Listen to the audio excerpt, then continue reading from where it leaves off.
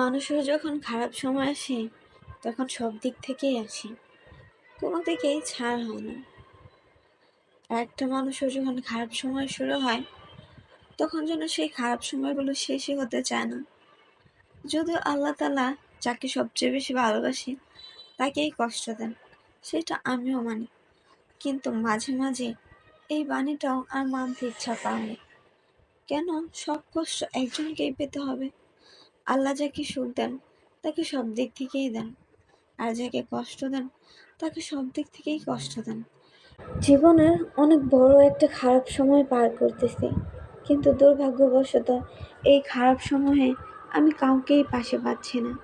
হয়তো ভালো সময় আসবে, আমার জন্য ভালো কিছু অপেক্ষা করতেছে, কিন্তু এই যে মানুষগুলোর ব্যবহার, কথা, সেগুলো চিরকাল মনে থাকবে। মরার আগ পর্যন্ত মনে থাকবে এই মানুষগুলোর ব্যবহার। শুধু আমার ক্ষেত্রেই নয়, এরকমটা প্রায় সবার ক্ষেত্রেই হয়। এটা আমাদের প্রবাদ বাক্যে আছে, কথার আঘাত মার দেওয়ার থেকেও বেশি কষ্ট লাগে। এই যে এখন এত কষ্ট পেয়েছি, স্টিল এখনও কান্না করতেছি।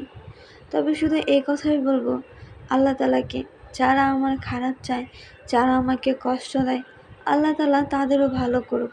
আমি কখনো কারো খারাপ চাই না, আমি সবার ভালো চাই। আল্লাহ তাআলা সবার ভালো করুক, সেই সাথে আল্লাহ তাআলা আমাকেও একটু ভালো রাখুক। কথায় আছে, বিপদের সময় বা খারাপ সময় যারা পাশে থাকে তাদেরকেও কখনো ভোলা যায় না, আর যারা এই সময় দুর্ব্যবহার করে, পাশ ছেড়ে চলে যায়, হাতে হাত রাখে না, সেই মানুষগুলোকেও ভোলা যায় না। তবে দোয়া করব এমন খারাপ সময় কারো জীবনে যেন না